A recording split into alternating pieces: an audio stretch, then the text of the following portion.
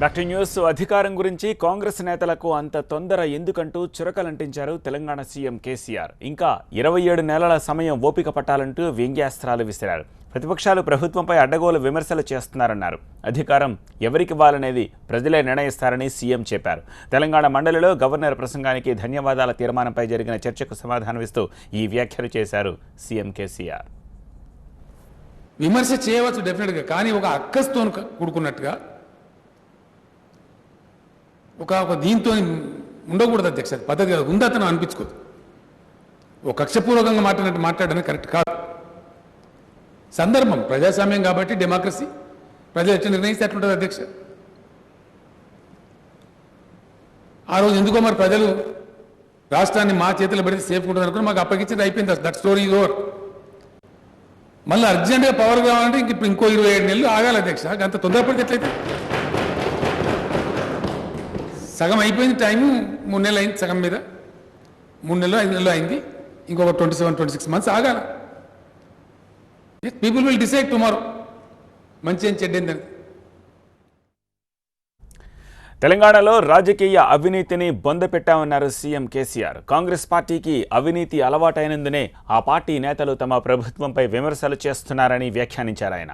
తప్పుడు ఆరోపణలు చేస్తే కఠిన చర్యలు తీసుకునేలా ప్రత్యేక చట్టం తీసుకొస్తామని శాసన మండలిలో చెప్పారు కేసీఆర్. 100% సగర్వంగానే మనవి చేస్తా ఉన్న అధ్యక్ష. రాజకీయ అవినీతి పూర్తిగా బొందబెట్టేసినాం మేము. It is wiped off. ఇలా సెక్రటరీలో మీకు పైదవకాలు కనిపించరు, ఇష్టం వచ్చినట్టు జరగవు. Political corruption has come down. మొత్తం 100% పోయిందని నేను చెప్పలేను అధ్యక్ష. చిన్న చిత్తగా ఎక్కడో ఏదో కొంతమంది చేస్తే పాల్పడవచ్చు, కానీ కుంభకోణాలు కానీ లంబకోణాలు కానీ లేవు. మీరు ఊహించుకుంటున్నారు పాపం. ప్రచారాలు చేస్తున్నారు మీరు బయట. మాట్లాడితే ఒక ఆరోపణ చేస్తారు అధ్యక్ష. మిషన్ భగీరథ అంటే కమిషన్ భగీరథ, మిషన్ కాకతీయ అంటే కమిషన్ కాకతీయ. వాళ్ళ తప్పలేదు అధ్యక్ష, వాళ్ళ జమానంతా అదే ఉంది. సేమ్ అత్యనంటున్నారు మీరు అనుకుంటున్నారు. No, sorry. ఒక చట్టం కూడా తేబోతున్నాం షబ్బీర్ అలీ గారు. ఫాల్స్ అలిగేషన్స్ చేస్తే డెఫినెట్లీ సీరియస్ యాక్షన్ తీసుకునే పద్ధతిగా ప్రూవ్ ఆర్ పెరిష్. అధ్యక్ష,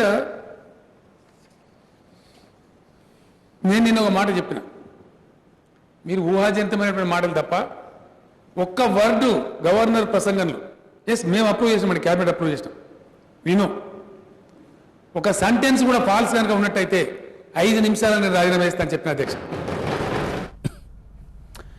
ఎస్టీలు మైనారిటీలకు 12% రిజర్వేషన్లపై ఈ బడ్జెట్ సమావేశాల్లోనే బిల్లు ప్రవేశపెడతామన్నారు సీఎం కేసీఆర్. ఈ రిజర్వేషన్లు కోర్టుల్లో వీగిపోకుండా ఉండడంపై న్యాయ నిపుణుల సలహాలు తీసుకుంటున్నట్లు మండలిలో చెప్పారాయన. ఈ అంశంపై అఖిల పక్షాన్ని ఢిల్లీకి తీసుకెళ్తామని, పార్లమెంట్లో తమ ఎంపీలు పోరాటం చేస్తారన్నారు సీఎం కేసీఆర్. మతపరమైన రిజర్వేషన్లు మనం ఇవ్వలేము, రాజ్యాంగం అనుమతించదు. రిజర్వేషన్ ఇవ్వాలంటే ఖచ్చితంగా సోషియో ఎకనామిక్ బ్యాక్వర్డ్నెస్ మీదనే రిజర్వేషన్ ఇవ్వాల్సిన అవసరం ఉంటుంది.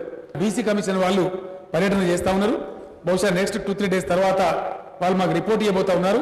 ఇదే అసెంబ్లీ సెషన్లో ముస్లింల యొక్క 12% రిజర్వేషన్ కానీ, ఎస్టీల యొక్క రిజర్వేషన్ కానీ బిల్లు నేనే మూవ్ చేస్తాం. మనం యునానిమస్ పాస్ చేసి పార్లమెంటుకు ఆల్ పార్టీ డెలిగేషన్ పోయి కూడా ప్రధానమంత్రి గారికి ఇద్దాం, కేంద్ర ప్రభుత్వంతో కొట్లాడదాం, మన పార్లమెంట్ సభ్యులు కూడా లోక్సభలో దాని మీద ఫైట్ చేస్తారని చెప్పి నేను సంతోషంగా. కేసులు వేసి సాగునీటి ప్రాజెక్టులను అడ్డుకోవాలని కాంగ్రెస్ పార్టీ అనుకుంటే ఊరుకునేది లేదని సీఎం కేసీఆర్ తెగేసి చెప్పారు. కేసులు స్పీడ్ బ్రేకర్ల వంటివని, ప్రాజెక్టులను అడ్డుకోలేవని మండలిలో చెప్పారాయన. సాంకేతిక అంశాలపై కాంగ్రెస్ నేతలు గ్రీన్ ట్రిబ్యునల్లో కేసులు వేస్తున్నారని విమర్శించారు కేసీఆర్. ఇలాంటి నేతలు తెలంగాణ అభివృద్ధిని కాంక్షించడం లేదంటూ తిప్పికొట్టారు ముఖ్యమంత్రి.